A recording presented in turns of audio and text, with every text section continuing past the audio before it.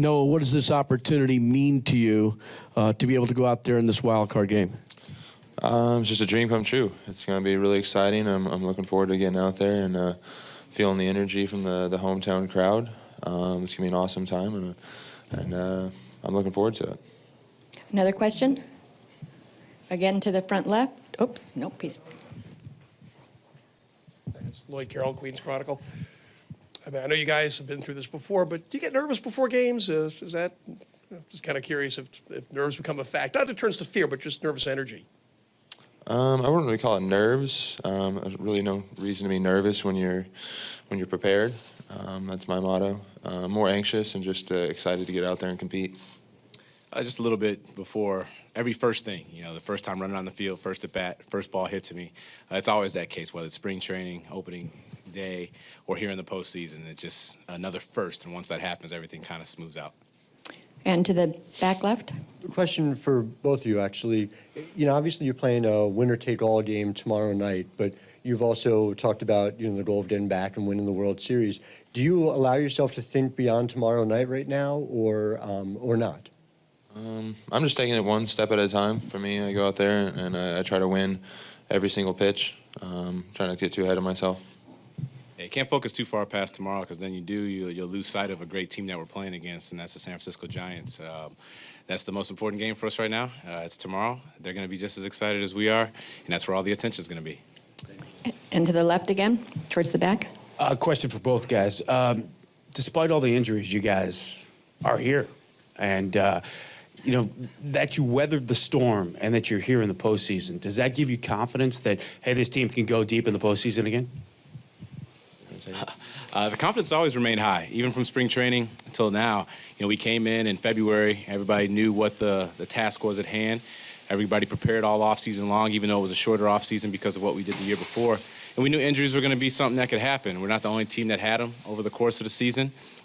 This organization did a really good job of preparing the younger guys that were going to come in and impact starting in spring training, so they could feel comfortable with the guys up here that opened, and we could feel comfortable with them.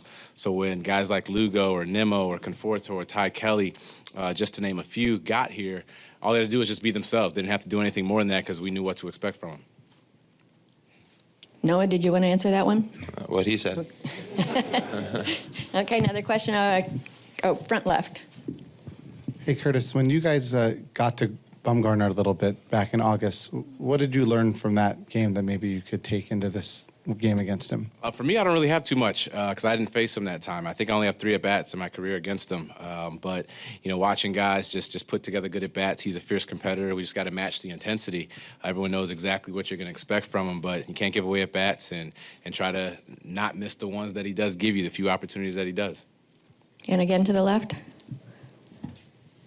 No, at the beginning of the year, you were supposed to be part of this army of young arms, and you've watched as one after the other, your fellow guys have gone down, 3 of them anyway. What has that been like for you to watch that, and in the big picture, what have you learned from their struggles? Yeah, it's really unfortunate that what happened to Matt and Mats and DeGrom this year. But we know next year when they'll be coming back ready to fight, ready to help contribute.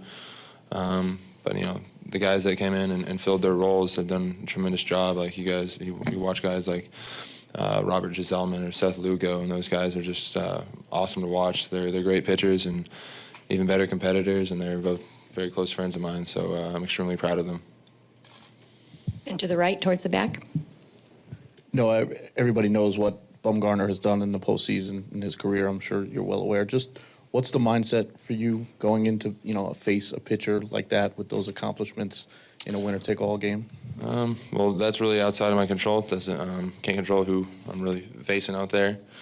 But that's not going to take away from my game or how I'm going to approach their hitters. And, all the way over to the left. We only have 1 microphone, sorry.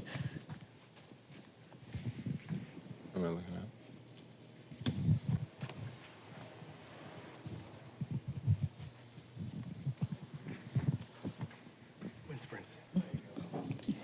No, last year, obviously, you pitched a game here where there was a lot of people in the stands in the World Series, and you felt that energy that you were talking about. How do you deal with that? Do you sort of embrace it as you're out there? Are you trying to like ignore it? And I guess how do you deal with it? How does it work? How does that work for you? I definitely feed off that positive energy. There are some times where it can be a little too much, but you just kind of take a step aside off the mound, take a deep breath, and get back to pitching.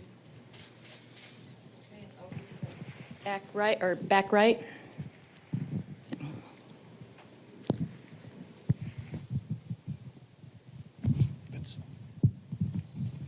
Noah, just also you spent plenty of time this year answering questions about holding runners and your situation there, and sort of the balance between trying to get better at it, but also not overthinking it, not focusing too much and losing your focus on the hitter. Just where do you feel like you are with that over the course of the year and right now? As of right now, I feel pretty confident. I feel like I've done a pretty good job over the last 2 or 3 months at kind of improving the holding runners on.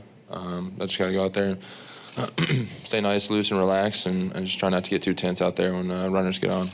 And straight back to the right. Noah, the Giants have kind of had some ups and downs this season. I was wondering what kind of challenges you might see in their lineup as of right now. They're all great team, great competitors. I'm just gonna go out there and pitch my game.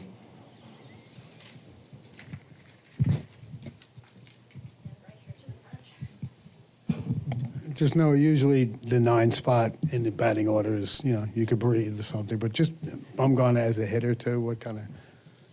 Yeah, they can definitely, he can swing the bat a little bit, and he's it's not fun hitting against him, personally speaking. But he's just another hitter in my mind, so I'm gonna attack him the same way. And any last ones for either gentleman? Over to the far left. Sorry, John. Or the microphone.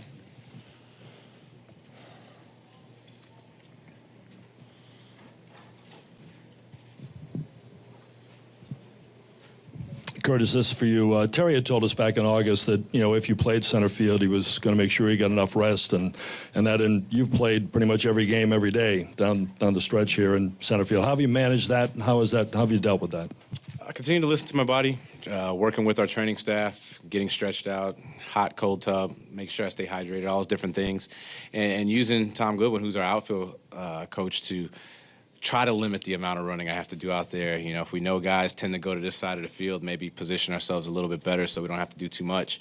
Learning, to play behind guys like Noah and the rest of the pitching staff and what they're trying to do out there is a little different than being over in the corner. So trying to do a combination of that, and tomorrow's going to be another one of those, just continue to learn, trust, use my corner outfielders to try to blanket as much as we can and pinch when we need to, because we have other center fielders out there playing not center at that moment, but working well with them, it helps make that job a little bit easier.